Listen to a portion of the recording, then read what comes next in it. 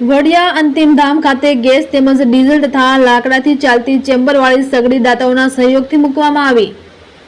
આ ચેમ્બરવાળી સગડીના ફાયદા વિશે વાત કરીએ તો એક બોડીની અંતિમ વિધિ માટે 12 મણ લાકડાની જરૂરિયાત સામે આ સગડીમાં 6 મણ લાકડાની જરૂર પડે છે।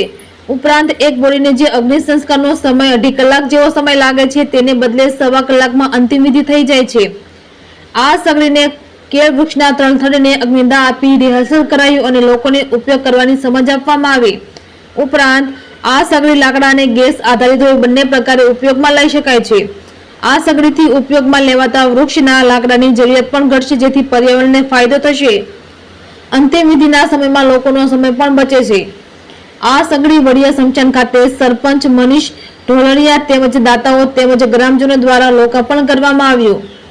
રિપોર્ટર રાજુ કારિયા, વડિયા। વડિયા સ્મશાનની ભઠ્ઠી આપણે લાકડાથી ચાલતી બનાવેલી છે।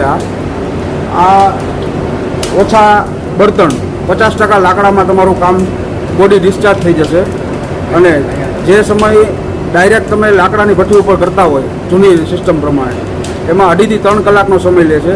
જ્યારે આ સિસ્ટમ ઉપર કરવામાં આવે ત્યારે 1 થી 1.5 કલાકમાં બોડી ડિસ્ચાર્જ થઈ જશે અને સ્પીડમાં બોડી ડિસ્ચાર્જ થઈ જશે, ઓછા બળતણે થશે અને પોલ્યુશન પણ જે નોર્મલ જૂની ભઠ્ઠીની સિસ્ટમથી તમે કરો છો એનાથી પોલ્યુશન પણ ઓછું થઈ જશે। લાકડાની 50% બચત થઈ જશે આમાં। અને આ જ ભઠ્ઠીમાં આપણે ભવિષ્યમાં ગેસ કે ડીઝલ ઉપર કન્વર્ટ કરવી હોય તો એવી 2 in 1 ટાઈપની ભઠ્ઠી બનાવેલી છે, તો ગેસ ઉપર કે ડીઝલ પણ કરી શકો છો। જે તે સમયે લાકડાની અછત થશે તો તમે આને ગેસ કે ડીઝલ પર પણ લઈ શકશો।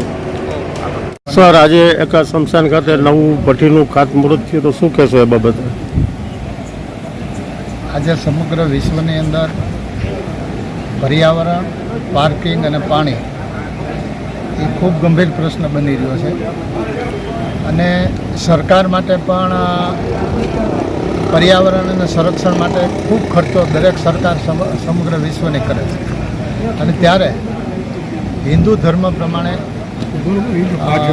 લગભગ 90% 95% હિન્દુઓને અગ્નિદાહ આપવાનો હોય છે અને ત્યારે વડિયા મુકામે વડિયાના સરપંચ મનીષભાઈ ઢોલરિયા, કૃષ્ણપરાનું યુવા ગ્રુપ અને જેતપુર, રાજકોટ, અમદાવાદ, સુરત અને વડિયાના દાતાઓ દ્વારા તથા વડિયાના આગેવાનો દ્વારા એક સ્મશાન સગડીની વ્યવસ્થા કરી અને લોકફાળાથી આ સ્મશાન સગડી કરવામાં આવી છે।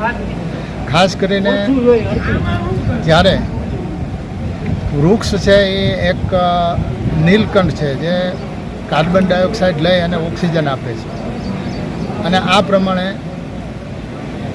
સમગ્ર હરતા ફરતા જીવ માટે આ પૃથ્વી ઉપર ઓક્સિજન વૃક્ષો જ પૂરો પાડે છે અને સાથે સાથે જ્યારે વૃક્ષની આયુષ્ય પૂરી થાય ત્યારે એ લાકડા તરીકે કપાતું હોય છે અને હિન્દુ ધર્મમાં જ્યારે મૃત્યુ પછી ડેડ બોડીને જ્યારે અગ્નિદાહ આપવામાં આવતો હોય છે એમાં જે આપણી સામાન્ય જે અગ્નિદાહની જે પદ્ધતિ છે એમાં લગભગ 12 મણ લાકડું જોઈએ, એટલે 240 કિલો લાકડું જોઈએ છે।